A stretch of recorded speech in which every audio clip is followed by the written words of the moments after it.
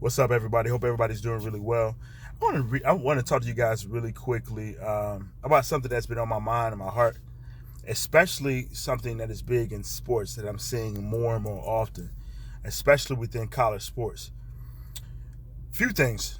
Number one, recently I've been seeing a lot of more teams declining NIT invites. So the NIT is obviously a tournament that teams could go to that wasn't able to make the NCAA tournament.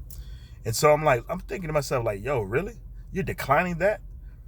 Now, mind you, there may be a legitimate reason why, but I'm like, yo, you have an opportunity for your team to play more games that can help, especially your seniors, especially if they're looking to play at an even higher level, that can give them more tape, more of an opportunity.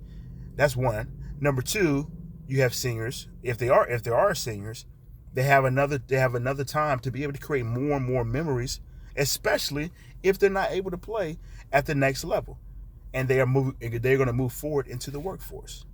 That's something else. Even for the coaches, it gives coaches another opportunity to be able to see what they can do, to be able to gain more and more experience, especially for a potential opportunity for them to be able to get maybe a head coach job, specifically for the assistant coaches. Another thing that really got me that I'm seeing in college football, I'm seeing more and more guys sit out. You start out the season with your team, but some of these guys that are going to be high draft picks calls themselves sitting out, so they won't. I'm assuming so they won't get hurt in preparation for the NFL draft or whatever the case may be.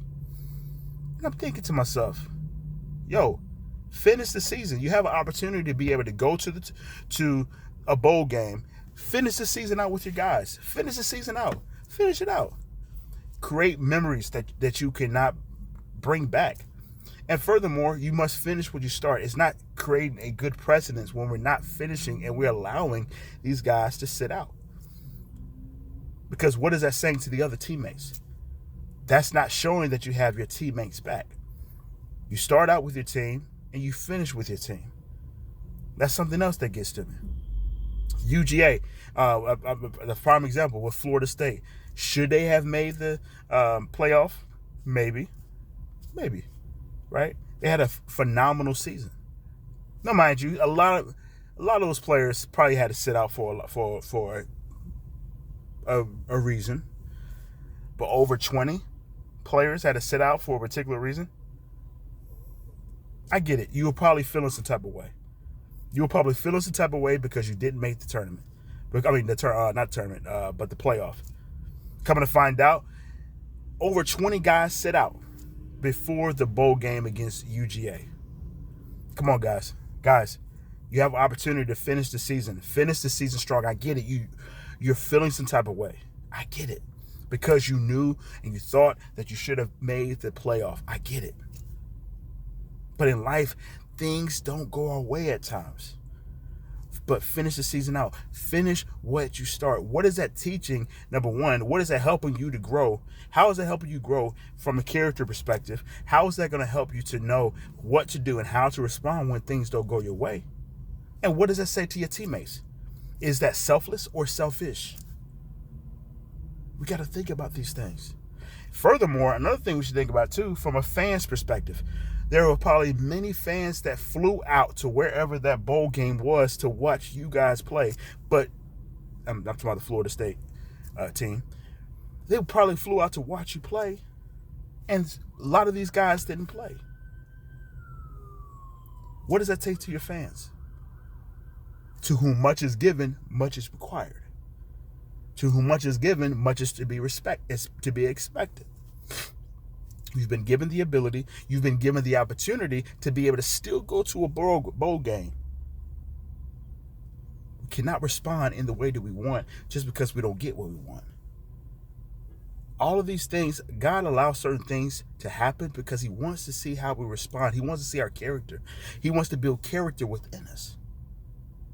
Another big example, I've seen this over the years. One example is with Eli. I think it was another player. I think it was John Elway. These guys, before they went to the draft, I think it was a certain situation where they didn't want to get drafted by a certain team. And so they felt some type of way because they were getting drafted by a certain team. And they were saying that they didn't want to go to that particular team if they drafted them. First of all, you have an opportunity. Who's to say, and who are you to say, that you don't take the opportunity, failing to realize that it's a privilege to make it to the professional rank? And I see more and more, I hear more and more players, I hear more and more people, I hear more and more analysts say that certain players don't want to go to a certain team, failing to realize that it is a privilege, it is an honor to make it to the professional ranks. I believe it's only 1% that makes it to the pros. So what right do we have, and what right do you have to say that you are not going to go to a particular team? That's just like us saying that, hey, listen, you know what? I want you to go. I want to go to a particular college, and you're going to let me into that particular college because that's where I want to go, or my parents or my family went there. That's a sense of entitlement. And guys, we have got to get rid of that sense of entitlement. God opens up doors of opportunity for a reason. Now, mind you, you have to use discernment because every opportunity is not a God opportunity. In other words, the point I'm making is that every opportunity that opens up may not be from God. But we have to understand when those opportunities open up that God allows and opens up, we have to be grateful, thankful, and have a sense of humility. And be selfless, especially when you play a team sport, because the doors of opportunity are there for a reason. What right do we have to say that we're not going to do something because we expected something else, but maybe that's the door that God wanted you to go through? Maybe God didn't think that you were ready for that particular door that you wanted to go through, or maybe that wasn't what God had for you. We have to deny our will for what God's will is for us. And far too often we get so upset. And I might just a human way. I get it. That's human. That's how it is as humans sometimes.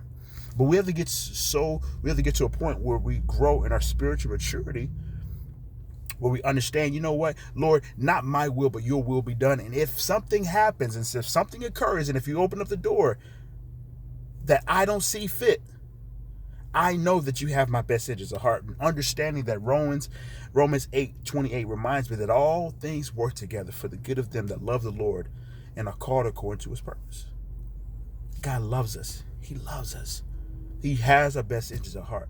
He knows what is best for us, why it is best for us, in the way that it is best for us. And just because things don't go our way, that doesn't mean that God does not love us. We have to be grateful and thankful for all the things that God has done, and use discernment in the process.